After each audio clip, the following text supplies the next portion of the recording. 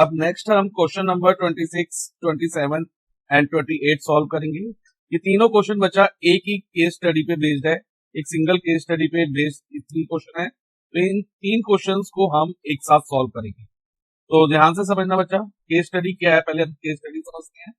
इसमें लिखा है answer the question based on the given information. ये हमें इंफॉर्मेशन कुछ दी हुई है, केस स्टडी दी हुई है, और उस इंफॉर्मेशन के बेस पे हमें क्वेश्चन नंबर 26, क्वेश्चन नंबर 27 और क्वेश्चन नंबर 28 आंसर करने हैं। तो ध्यान से समझना क्या इंफॉर्मेशन दी है। For the screening of informational documentary, screening of informational documentary, आप इसको डॉक्यूमेंट्री को समझ लो एक प्ले है या एक ड्रामा है जो स्टेज में परफॉर्म करना है स्टूडेंट्स ने, उनकी स्क्रीनिंग हो रही है। स्क्रीनिंग मीन्स उनके लिए कैरेक्टर सिलेक्ट करेंगे उस डॉक्यूमेंट्री के लिए, ठीक है। तो क्या आगे क्या लिखा, 3 schools were selected by district administration. तो किसी पर्टिकुलर जगह पे 3 स्कूल्स के स्टूडेंट्स आए हैं, उनकी स्क्रीनिंग हो रही है। और 3 स्कूल कौन से हैं बच्चा, एक है CAB पब्लिक स्कूल जिसमें से 78 स्टूडेंट आए हैं। सेकंड है बाल विद्या भवन जिसमें से 117 स्टूडेंट्स आए हैं। और देन थर्ड स्कूल है बॉम्बे पब्लिक स्कूल और उसमें से 130 स्टूडेंट्स आए हैं। ओके, अब आगे लिखा है क्वेश्चन में, during the screening multiple rooms are used simultaneously. इसको ध्यान से समझना, ये सब चीजें क्वेश्चन का आंसर करते वक्त यूज होंगी। ड्यूरिंग स्क्रीनिंग, जब स्क्रीनिंग हो रही होगी, सिलेक्शन हो रही होगी for the documentary, multiple room use होंगे, ठीक है। जहां पर स्क्रीनिंग हो रही है जिस बिल्डिंग में, उस बिल्डिंग में मल्टीपल रूम यूज होंगे साइमल्टेनियसली। साइमल्टेनियसली मींस एक साथ। And each room can accommodate equal number of student. Her room में जो स्टूडेंट होंगे ना इक्वल होंगे। मान लो एक रूम में 15 स्टूडेंट हो, सेकंड में भी 15, थर्ड में भी 15, ऐसे जितने भी रूम होंगे सब में इक्वल नंबर ऑफ स्टूडेंट्स बैठ सकेंगे। एकोमोडेट मींस बैठ सकेंगे, ये आपको माइंड में रखना है। अब आगे ध्यान से पढ़ो क्वेश्चन को। All student in particular room, हर एक रूम में जो स्टूडेंट बैठेंगे ना वो सेम स्कूल के होने चाहिए। मान लो रूम नंबर 1 है, उसमें हर एक स्टूडेंट एक ही स्कूल का होना चाहिए। मान लो 15 स्टूडेंट बैठे हैं रूम 1 में, तो उसमें 15 के 15 स्टूडेंट किसके होने चाहिए, CAB पब्लिक स्कूल के। थर्ड पॉइंट दिया हमें, as a token of appreciation. Token of appreciation means उनके आने के लिए, तारीफ करने के लिए, एप्रिसिएशन मींस होता तारीफ। The district administration has provided equal number of chocolate to each school. जो डिस्ट्रिक्ट एडमिनिस्ट्रेशन है, गवर्नमेंट ने, डिस्ट्रिक्ट एडमिनिस्ट्रेशन गवर्नमेंट का ही होता है बच्चा, तो उन्होंने इक्वल नंबर ऑफ चॉकलेट हर स्कूल के लिए प्रोवाइड करने का प्रोविजन रखा है, प्रोवाइड करेंगे वो, ठीक है। ये भी आपको माइंड में रखना है, मतलब हर स्कूल को चॉकलेट्स मिलेंगी कुछ as a token of appreciation. और फोर्थ पॉइंट है, व्हेन डिस्ट्रीब्यूटिंग दीज चॉकलेट्स, जब ये चॉकलेट डिस्ट्रीब्यूट होंगी, each school distribute chocolate equally among its students, ठीक है। तो हर स्कूल को जो चॉकलेट्स है ना अपने स्टूडेंट्स में बराबर बराबर बांटनी होंगी, मतलब हर एक को बराबर चॉकलेट मिले। इंश्योरिंग फेयरनेस एंड कंसिस्टेंसी, मतलब फेयरनेस में सबको बराबर चॉकलेट मिले तो उसमें कुछ गड़बड़ ना हो, ठीक है। बस इसका फेयरनेस और कंसिस्टेंसी का मतलब यही है। ओके, तो अब ये तो इन्फॉर्मेशन हमें दी हुई है।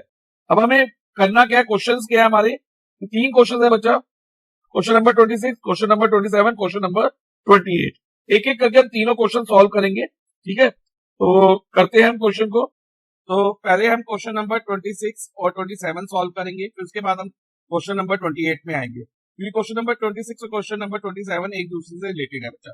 तो ध्यान से समझना, पहले हम क्वेश्चन नंबर 26 रीड करते हैं। इसमें लिखा है find the maximum number of student. Maximum word से हमारे माइंड में आता है हाईएस्ट। क्या आता है बच्चा, highest. Number of student that can be seated in one room, कि नंबर ऑफ स्टूडेंट जो एक रूम में बैठ सकेंगे, ठीक है। अब जो नंबर ऑफ स्टूडेंट होंगे बच्चा जो एक रूम में बैठेंगे वो टोटल नंबर ऑफ स्टूडेंट से कम ही होंगे ना, क्योंकि इन्हीं नंबर्स को, टोटल नंबर ऑफ स्टूडेंट्स को हमें डिवाइड करना है अलग अलग अलग रूम में बिठाने के लिए। जैसे मान लो 78 स्टूडेंट है CAB पब्लिक स्कूल के, उनको हमें रूम में बिठाना है, मान लो 13 रूम में बिठाना है। मान लो, अब एक्चुअल नंबर क्या आएगा वो अभी मैं नहीं पता, 13 रूम में बिठाना है, तो हर रूम में 6 स्टूडेंट्स आ जाएंगे, ठीक है। हर रूम में कितने स्टूडेंट आ जाएंगे, 6। तो जो नंबर ऑफ स्टूडेंट्स हैं वो क्या आ रहे हैं बच्चा, वो कम है, छोटा होगा टोटल नंबर ऑफ स्टूडेंट्स से। और छोटे क्या होते हैं, फैक्टर्स होते हैं। तो हाईएस्ट हो गया, फैक्टर हो गया, एक वर्ड हमारे पास हाईएस्ट आ गया, एक वर्ड फैक्टर आ गया। अब जो नंबर ऑफ स्टूडेंट है वो कॉमन होने चाहिए, मतलब सेम स्कूल से होना चाहिए, सेम स्कूल मीन कॉमन होने चाहिए, तो इधर वर्ड कॉमन भी आ गया, तो इधर वर्ड बीच में कॉमन भी आ गया। ओके, यानी कि क्वेश्चन नंबर 26 में हमें क्या फाइंड करना होगा, highest common factor of 78, 117 and 130। अब हम स्टेटमेंट लेंगे, क्वेश्चन में से ही बनाएंगे स्टेटमेंट। देखो बच्चा, स्टेटमेंट क्या बनेगी, maximum number of student that can be seated in one room is equal to HCF of 78, 117 and 130। Okay, अब इसका HCF हम निकालते हैं यूजिंग प्राइम फैक्टराइजेशन। तो पहले हम 78 को प्राइम फैक्टराइज करते हैं बच्चा। 78 2 से डिविजिबल है, 2 से डिवाइड होके यहाँ पर हमारे पास 39 आएगा। अब 39 is divisible by 3, so we will get 13 here, और 13 प्राइम नंबर है तो 13 से ही जाएगा। तो प्राइम फैक्टराइजेशन ऑफ 78 हो गई हमारी 2 मल्टीप्लाई 3 मल्टीप्लाई 13, क्योंकि each prime factor one time occur हो रहा है तो इनकी पावर्स क्या रहेंगी, 1 रहेंगी। 2 raise to power 1, 3 raise to power 1 और 13 रेज टू पावर 1। हम पावर 1 जनरली लिखते नहीं है, लेकिन अभी HCF फाइंड करने के लिए हम इधर लिख रहे हैं। ओके, तो ये हमने प्राइम फैक्टर 78 की कर दी। अब नेक्स्ट नंबर हमारे पास क्या है, 117 है। 117 2 से तो डिविजिबल नहीं है, लेकिन ये 3 से डिवाइड हो सकता है बच्चा। 3 से कैसे पता चलेगा डिवाइड हो रहा है, क्योंकि इनकी डिजिट्स को ऐड करके देखो, 1 + 1 2, 2 + 7 9, 9 3 के टेबल में आता है, यानी कि ये 3 से डिवाइड होगा। और ध्यान रखना इधर हम ओनली प्राइम नंबर लेंगे। अब 117 को अगर हम 3 से डिवाइड करते हैं तो हमें क्या मिलता है बच्चा, 39। अब 39 अगेन 3 से डिविजिबल है, तो इधर आएगा 13, और 13 बीइंग अ प्राइम नंबर 13 से ही डिविजिबल होगा। देन फाइनली 130 पे आते हैं हम। 130 देखो बच्चा, सीधा 13 से भी डिविजिबल है, डायरेक्ट डिवाइड करके क्या आएगा, 10। अब 10 5 से चला जाएगा तो इधर 2 आ जाएगा, और 2 बीइंग अ प्राइम नंबर 2 से ही डिविजिबल होगा। अब बच्चा 117 और 130 की प्राइम फैक्टराइजेशन भी लिख देते हैं। 117 की प्राइम फैक्टराइजेशन क्या हुई, इसमें 3 2 टाइम्स आ रहा है, तो इधर 3 की पावर 2 हो जाएगी, 3 raise to power 2 multiply by 13 raise to power 1, और 130 की फैक्टराइजेशन में 13 raise to power 1 multiply 5 raise to power 1 multiply 2 raise to power 1। अब HCF क्या होगा, इन तीनों नंबर का ध्यान से समझना बच्चा। HCF में हम बच्चा कॉमन प्राइम फैक्टर की स्मॉलेस्ट पावर लेते हैं। स्मॉलेस्ट पावर क्यों लेते हैं मैं अभी बताऊंगा, पहले हम HCF फाइंड कर लेते हैं। देखो बच्चा, इसमें तीनों में 13 तो तीनों में है कि नहीं है, यस सर है, लेकिन बाकी फैक्टर्स तीनों में नहीं है। अगर LCM हमें लाना होता तो हम इसमें जो कॉमन फैक्टर नहीं है ना, उनको भी यहाँ पर प्रोड्यूस करते। यहाँ पर जैसे 117 में हम इधर multiply by 2 raise to power 0 लिख सकते हैं। क्यों लिख सकते हैं, क्योंकि 2 रेज टू पावर 0 क्या होता है, 1 होता है, और any number multiply by 1 is same number, तो उसकी वैल्यू पे कोई असर नहीं पड़ेगा। लेकिन वो हमें LCM के केस में करना है। HCF में जो कॉमन दिख रहा हो ना बच्चा तीनों में, डायरेक्ट हम वो लेके कर सकते हैं। तो HCF के लिए हमें वो सब नहीं करना, पावर 0 वाला कॉन्सेप्ट नहीं करना, जो मैंने प्रीवियस क्वेश्चन में आपको बताया हुआ है। ओके, तो अब इन तीनों में क्या कॉमन है, 13। अब 13 की स्मॉलेस्ट पावर क्या है, 1 ही है, क्योंकि तीनों पावर्स क्या है बच्चा, सेम है। तो इधर हम 13 रेज टू पावर 1 और सिंपली 13 लिख देंगे। तो HCF कितना हो गया, 13। अब बच्चा ध्यान दो, HCF के केस में वर्ड तो हाईएस्ट आ रहा है, लेकिन पावर हम स्मॉलेस्ट लेते हैं। ऐसा क्यों, क्योंकि जो फैक्टर होता है ना बच्चा, वो नंबर से, तीनों नंबर से छोटा होगा, और उसको छोटा बनाने के लिए हम स्मॉलर पावर लेते हैं। ये आपको माइंड में रखना। ओके, तो इसलिए हमने यहाँ पर स्मॉलेस्ट पावर लिया। तो HCF 13 हो गया। तो क्वेश्चन नंबर 26 का आंसर हमारे पास आ गया है। Maximum number student that can be seated in one room is equal to 13, यानी कि एक रूम में 13 स्टूडेंट बैठेंगे। ओके, अब नेक्स्ट हम क्वेश्चन नंबर 27 रीड करते हैं। क्वेश्चन नंबर 27 में हमें बोला है what is the minimum number of room required, कि मिनिमम नंबर ऑफ रूम कितने रिक्वायर्ड होंगे। अब रूम मिनिमम नंबर कब होगा, रूम का नंबर मिनिमम कब होगा, जब एक रूम में मैक्सिमम स्टूडेंट बैठेंगे। ठीक है, एक रूम में मैक्सिमम स्टूडेंट बैठेंगे, ओके, तभी तो नंबर ऑफ रूम कम होंगे, मिनिमम होंगे। तो अब मैक्सिमम नंबर ऑफ स्टूडेंट क्या निकले हैं, 13। तो अगर मान लो क्वेश्चन नंबर 26 ना होता ना, सिर्फ क्वेश्चन नंबर 27 आया होता, तब भी हमें क्वेश्चन नंबर 26 वाला पार्ट करना पड़ता। ये ध्यान रखना बच्चा कि मैक्सिमम नंबर ऑफ स्टूडेंट हमें निकालने होते, तभी हमें मिनिमम नंबर ऑफ रूम पता चले। ठीक है, मिनिमम नंबर ऑफ रूम होने के लिए मैक्सिमम नंबर ऑफ स्टूडेंट हमें पता होने चाहिए। अब मिनिमम नंबर ऑफ रूम कैसे निकालेंगे, ध्यान से समझना। मिनिमम नंबर ऑफ रूम निकालने के लिए पहले हमें टोटल नंबर ऑफ स्टूडेंट पता होने चाहिए, और ये पता होने चाहिए कि एक रूम में कितने स्टूडेंट बैठ रहे हैं। वो तो हमें पता चल गए, maximum number of student can be seated in one room is 30। अब टोटल नंबर ऑफ स्टूडेंट्स क्या होंगे, टोटल नंबर ऑफ स्टूडेंट होंगे 78 प्लस 117 प्लस 130, और इन तीनों को प्लस करके हमारे पास क्या आएगा बच्चा, 325। ठीक है, अब टोटल नंबर ऑफ स्टूडेंट 325 हो गए, और number of student in one room कितने हो गए, 13। और अगर हमें मिनिमम नंबर ऑफ रूम निकालने हैं तो हम क्या करेंगे, टोटल नंबर ऑफ स्टूडेंट को number of student in one room से डिवाइड कर देंगे, maximum number of student in one room से डिवाइड कर देंगे। तो हम लिखेंगे statement minimum number of room is equal to 325 divided by 13, और 325 डिवाइडेड बाय 13 क्या आएगा, 25, यानी कि minimum number of room required क्या होगा, 25। तो इस तरह से बच्चा क्वेश्चन नंबर 27 हमारा कंप्लीट हो गया है। नेक्स्ट हम क्वेश्चन नंबर 28 सॉल्व करेंगे। इसमें हमसे पूछा है what is the minimum number of chocolates provided to each school. ये कितनी चॉकलेट्स हर स्कूल को, ईच स्कूल मींस हर स्कूल को प्रोवाइड की गई है। देखो बच्चा, केस स्टडी के थर्ड पॉइंट में क्या लिखा था, as a token of appreciation the district administration has provided equal number of chocolate to each school. हर स्कूल को equal number of chocolate provide की गई थी।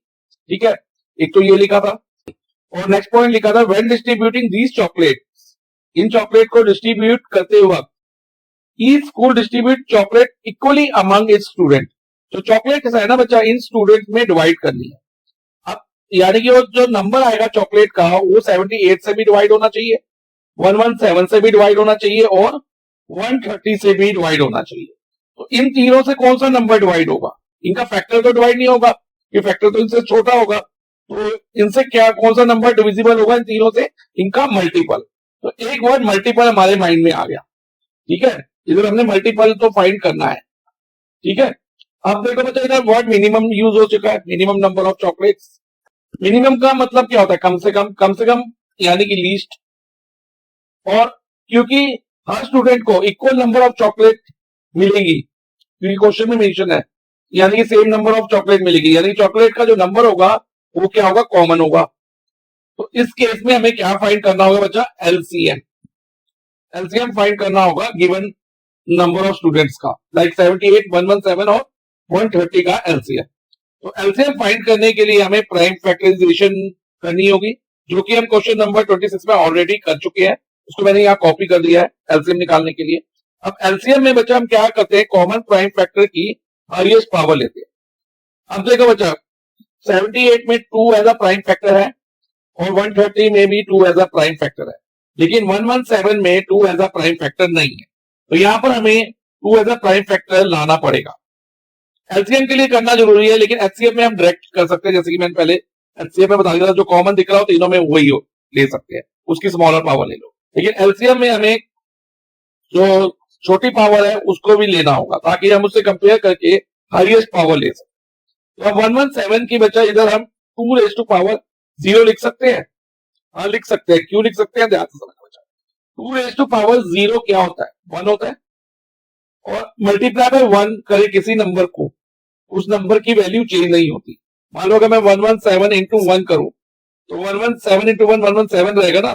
तो यहां मल्टीप्लाई बाय 1 मानते हुए 1 की जगह हम 2 रेज़ टू पावर 0 लिख सकते हैं, ये ध्यान रखना बच्चा। तो अब देखो तीनों में कॉमन प्राइम फैक्टर 2 आ गया। अब 2 की हाईएस्ट पावर क्या है, 1 है, तो 2 रेज़ टू पावर 1 और सिंपली 2 लिख दो, पावर 1 नहीं भी लिखोगे चलेगा। ओके बच्चा। अब next 3 as a prime factor 78 में है और 117 में भी है, लेकिन 130 में नहीं है। तो यहां पर हम 3 रेज़ टू पावर 0 लिख सकते हैं। यहां मल्टीप्लाई बाय 1 मानते हुए 1 की जगह क्या ले लेंगे, 3 रेज़ टू पावर 0। अब देखो बच्चा, कॉमन प्राइम फैक्टर 3 में हाईएस्ट पावर क्या दिख रही है, पावर 2 दिख रही है हाईएस्ट, तो इधर 3 रेज़ टू पावर 2 ले लेंगे हम। अब आगे ध्यान दो बच्चा, 13 एज अ प्राइम फैक्टर तीनों में ही है और तीनों में पावर सेम है, तो हाईएस्ट पावर सेम यानी कि वन ही रहेगी, तो 13 = 1 और सिंपली 13 लिख सकते हैं। अब देखो बच्चा, सारे प्राइम फैक्टर कवर हो गए एक्सेप्ट 5। 5 इधर है, लेकिन 78 और 117 में 5 की पावर में कुछ नहीं है, तो इधर 5 की पावर 0 ले सकते हैं, इंटू 1 मानते हैं, 1 की जगह 5 सिमिलरली 78 में भी 5 हम कंसीडर कर सकते हैं। अब ध्यान दो, तीनों में कॉमन प्राइम फैक्टर 5 है और 5 की हाईएस्ट पावर क्या 1 है, तो यानी कि 5 और सिंपली 5 लिख देंगे। अब अगर हम कैलकुलेशन करें तो इधर आएगा 2 मल्टीप्लाई बाय 3 स्क्वायर 9 होता है, मल्टीप्लाई बाय 13 मल्टीप्लाई बाय 5 और इन सबको मल्टीप्लाई करके हमें मिलेगा 1170। तो यानी कि minimum number of chocolate provided to each school क्या हुआ इज इक्वल टू 1170।